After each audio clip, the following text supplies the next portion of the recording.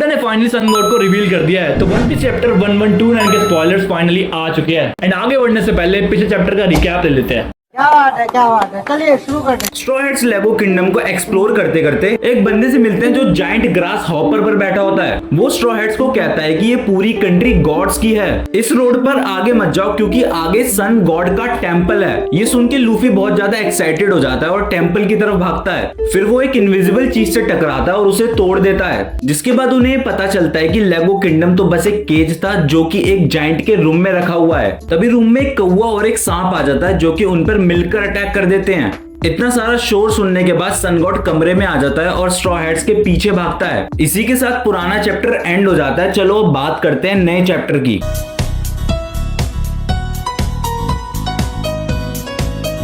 तो इस चैप्टर का कवर पेज ये होने वाला है जिसमें यमातो अमीगासा विलेज में पहुंच जाएगी और हम ओतामा को शिनोबु के साथ ट्रेनिंग करते हुए देखेंगे। आगे हम देखते हैं कि गांव के लोग मिरर के क्रैश को देखकर पैनिक हो जाते हैं, जिसके बाद सन गॉड डियोरामा में एंटर करेगा और वो फॉरेस्ट में ईयर गॉड का स्केलेटन देखेगा। Well as you know ear god का ये हाल किसने करा होगा। सो ईयर गॉड का रियल नेम ग्लूटो बनी था और वो एक बहुत ही एग्रेसिव मीट ईटिंग रैबिट था। टेंपल का ये हाल देखने के बाद सन गॉड गुस्से में जाता है और स्ट्रॉ हैट से पूछता है कि तुमने ये तबाही कैसे मचाई। लूफी तभी अपने इंटेलिजेंट दिमाग का यूज करते हुए स्कैट से कहता है कि बिना लेगो पीस को नुकसान पहुंचाते हुए आगे भाग। हसदे चेहरिਆਂ ਦਾ मतलब ਇਹ ਨਹੀਂ ਹੁੰਦਾ ਕਿ ਉਹਨਾਂ ਨੂੰ ਕਦੇ ਕੋਈ ਤਕਲੀਫ ਨਹੀਂ ਹੁੰਦੀ, ਉਹਦਾ मतलब ਇਹ ਹੁੰਦਾ ਕਿ ਇਹਨਾਂ ਨੂੰ ਤਕਲੀਫਾਂ ਨਾਲ ਡੀਲ ਕਰਨਾ ਹੁੰਦਾ।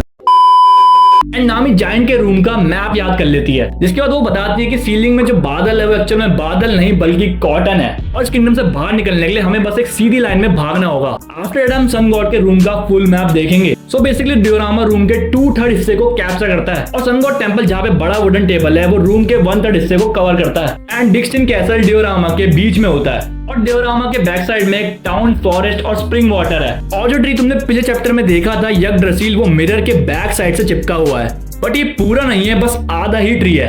पर ये पॉसिबल कैसे हो सकता है। सन गॉड स्ट्रॉ हैट्स को एक आयरन नेट में कैप्चर करने वाला होता है, बट जोरो और सांजी मिलकर उस नेट को तोड़ देते हैं। इसका मतलब ये है कि हम बहुत ही जल्द काफी फाड़ सा पैनल देखने वाले हैं।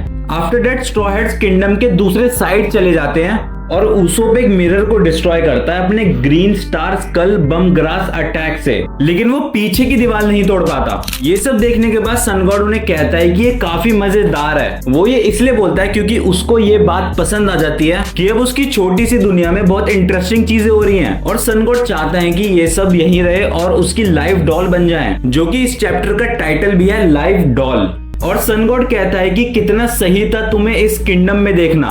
लूफी तासो, जोरो तासो, नामी तासो, ऊसो तासो, सान तासो और चो तासो, लेकिन सन गॉड स्ट्रॉ हैट्स को तासो से क्यों एड्रेस कर रहा है। ये सुन के नामी भी शॉक हो जाती है कि सन गॉड को हम सब का नाम कैसे पता है। एंड चॉपर सोचता है कि ये तासो क्या होता है। तो तासो एक जापानीज ऑनरिफिक सूफिक्स है जो आजकल मांगा और एनिमे कैरेक्टर्स के लिए यूज होता है। भाई ओडा तो फोर्थ वॉल ही तोड़ रहा है। इन सब के बाद लूफी दीवार में छेद करने के लिए गियर 4 में ट्रांसफॉर्म हो जाता है, लेकिन इस बार फाइनली हमें कुछ ज्यादा ही इंटरेस्टिंग चीज देखने को मिलेगी। इस बार हम देखेंगे कि लूफी खुद गियर 4 में ट्रांसफॉर्म ना होकर बस अपने हाथ को गियर 4 में ट्रांसफॉर्म करके दीवार तोड़ देगा। भाई इस बार कुछ ज्यादा ही इंटरेस्टिंग चीज देखने को मिल रही है क्योंकि लूफी ने ऐसा कुछ कभी किया ही नहीं है। वो हमेशा फुल ही ट्रांसफॉर्म होता है। सो आफ्टर ऑल दैट नामी सन गॉड से बहुत ज्यादा गुस्सा हो जाती है और सबसे कहती है कि एक नेचुरल डिजास्टर किसी की गलती नहीं हो सकती ना।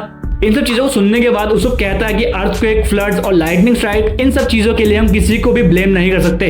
तभी सांजी बीच में आकर कहता है कि उस बंदे ने नामी सा के कपड़े कैसे चेंज करे। एंड वो कहता है कि मैं लात मार मार के उसके टुकड़े कर दूंगा। तभी नामी कहते हैं कि सांजी आराम से, जजमेंट तो अब हेवन से ही आएगा। जिसके बाद हमें एक फ्लैशबैक देखने को मिलता है जो फाइनल रिवील कर देता है कि सन गॉड एक्चुअली में है कौन। तो अभी तक हम सन गॉड को देख रहे हैं पिछले 3 चैप्टर से और वो और कोई नहीं बल्कि रोड ही है। हाँ आपने सही सुना, the new giant warrior pirate का नेविगेटर, वही पायरेट क्रू जो हरिजुद्दीन रन कर रहा है। तो रोड हरिजुद्दीन के decision straw hats grand fleet को ज्वाइन करने के खिलाफ होता है, जिसके बाद वो क्रू लेफ्ट कर देता है। और 1000 सनी के गायब होने का राज था कि वो लोग स्लीपिंग मिस्ट एरिया से गुजर गए थे। फिर मूजिन, वही पिछले चैप्टर का कौवा, उनकी शिप को उड़ा कर ले जाता है। और हाँ, रोड को नामी बहुत ज्यादा पसंद है।